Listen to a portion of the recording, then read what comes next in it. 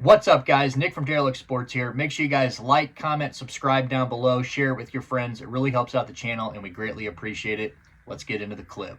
Vladimir Guerrero, 14 years, $500 million deal. I believe none of that is going to be deferred. So, which was part of the deal. I remember during the negotiations, he didn't want any money deferred. He didn't want to go down that route. So, big news for you, Jays guys. Dale, I'll start with you. How do you feel about this? I mean, obviously, it's got to be a little bit of a mix of I mean, right off the bat, you're obviously excited, right? I mean, this is big news, but I'm sure there's some worries there. 500 million, 14 years, basically the rest of this man's career, or definitely the rest of this man's career. It's okay. So one, it's great. Like we're get Vladimir Guerrero all through his prime, and it's going to be great. How bad is that contract going to be in the back half? Because I know, and you know how excited I am about this. And All right. okay, um, but does he not have some Prince Fielder scary like balloon up? Dude, absolutely. It's like so. One other thing, that 500 million is in American. You can add 30% onto that with the Canadian dollar right now.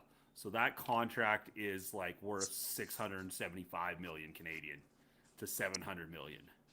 Dude, that's crazy. So he just, I mean, that's big money for him. Yeah, exactly. That's a lot of not throwing the Americans under the bus, but a lot of people don't realize that all of that has to be paid in American money. So we have to pay the extra on top of it. So no, it's great. The Jays had to. I understand why you have to do that. It'll be interesting to see if there's opt-out clauses, if he's going to be able to get out in 5 or 6 years if he wants to, which will be super interesting. Um, it kind of, I know I've talked about Albert Pujols before. It kind of feels like the front half of it is like we're getting such a deal, and the back half is like, oh god, it could be really, really, really, really bad, scary. So, but I don't think they could not do it. Like you couldn't throw him 7 years and throw him $50 million a year.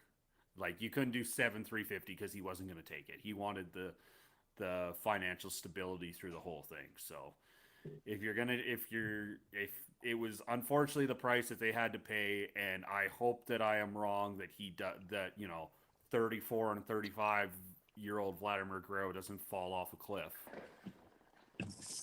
Yeah, that's the scary part of this deal. Like yeah, I am super excited for the next 5 to No, I haven't. the next 5 years for sure. The next 7, and then like 32, 33 years old. That's where I'm starting to get really worried. Yeah, I mean, but like you said, they definitely had to do this. I mean, it's a move they had to make, and it's a big win for them. I mean, this is a team that if you guys are following baseball, I mean, this is a team that has struck out over the last couple of years. They have struck out a few times in as far as going after players, and the last thing you want to see is them lose one of their own, right? I mean, they set all that money aside for Soto. They didn't get Soto. Shohei Ohtani was the big one a couple years ago. Everybody thought they're going to get Shohei. That didn't work out. Sasaki this year. Like who was it? Sasaka. Yeah, he was. They'd set aside all of their international money put aside. They picked up Miles Straw. Miles fucking Straw. Future so they could get first fucking ballot Hall of Famer. That is somehow that played on Saturday or Sunday in a fucking major league game, which blew my mind. But they purposely picked him up so they could get more international allocation money because they had more than the Dodgers. They could have signed him. Mets win. Let's go. Marlins down there. Are you guys just watching the Mets game, or is there anything big going on? Is there like a no hitter or something going on? Or are you guys just Mets fans? Shout out to the Mets, dude. I'm not a New York guy, but if I'm Mets over Yankees for sure. Absolutely. But yeah, so Toronto, they missed out on, like you said, Shohei. They missed out on Soto. They missed out on, There were rumors that, I mean, there are multiple rumors where, the Pete Alonso deal was basically done, they said, and that didn't happen. Thank God. I think you guys, thank God that didn't happen. Alex Bregman was a talk. Max Fried was in the conversation. So basically, anytime there's been like a big name guy hitting the market, Toronto has been willing and more than willing to let the league know that they've got money. They're willing to spend. They want to spend. It's just about getting, landing one of them, right? And it seems that they just haven't been able to do that. And everybody said, okay, well, now they've got the big one, right? The one, their own guy. Are they going to be able to even keep him in town? And like I said, leading up to it, I thought he was kind of being a bitch about it, and I thought he was kind of, not being very, kind of leaking too much, saying too much in the media, and just kind of. To me, it just seemed like he was acting like he didn't really want to, a guy that really, he didn't want to be there, but he also didn't want to come out and say, I don't want to be here. It was one of those, like, I'm going to do that without actually saying it, by making it as difficult as possible, in negotiations. And then he was kind of going in the route of, well, I already gave him my number. They know my number. It's up to them to meet it. We weren't close. So it was kind of like he didn't want to be there, but didn't want to tell people he didn't want to be there. So it's a big win for them to be able to, to keep him there. So playoff, like, what do you think about? I mean, are you happy about this? Or do you kind of? I mean, obviously you're happy about this, but do you share his same thought process as Dale? As this is going to be a fun contract for the first 4 to 6 years, and then it more than likely. I mean, this guy, like you said, the chances of him keeping that weight off for the next 14 years, not happening, in my opinion. But what do you think?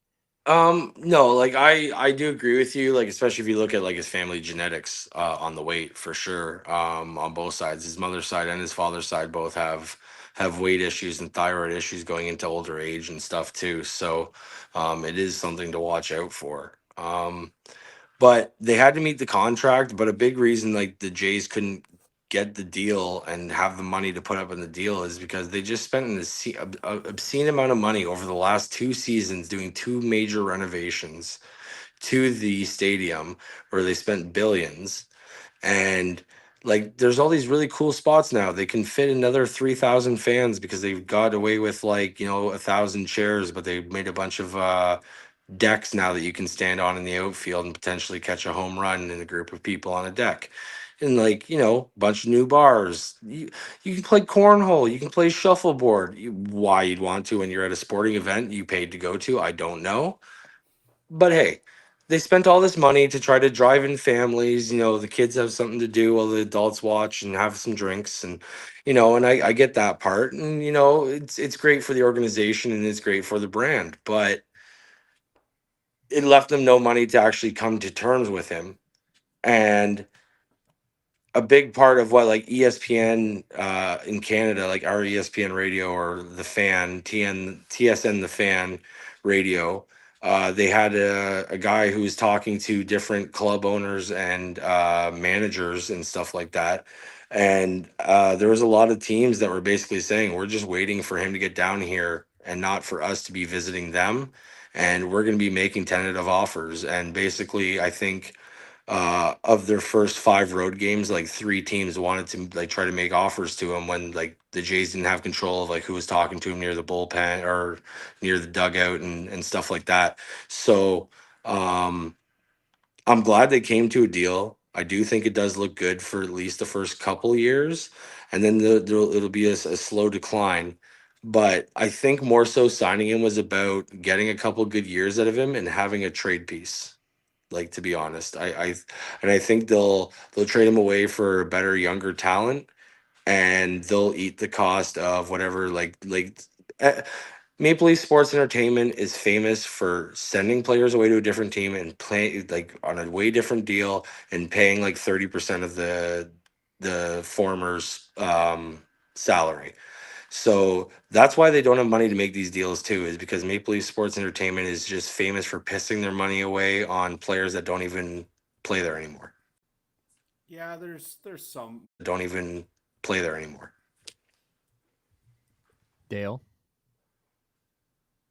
Yeah, there's some factuality that like like the they did upgrade the stadium and that, but I think Rogers was willing to. That Rogers owns the Jays.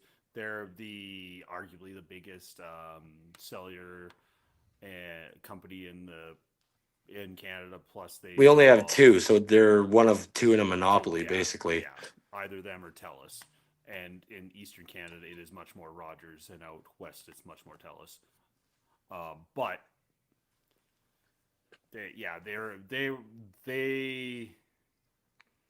they were the bridesmaid, and they have an uphill battle being in Canada for some people. Like there's education there's things that work against them, and it is what it is. So, but you know, they got their guy. They paid the price. You know, playoff might be right down the road. You know, you might be able to flip them for something, but they're not. You know, the future is now, and you know, in 2031, we worry about the problem in 2031. Right now, Exactly. Windows open for 5 to 7 legitimate years that this team can contend. And now this opens up that if you really want Bo Bichette, you can find maybe you can get a hometown deal for Bo Bichette.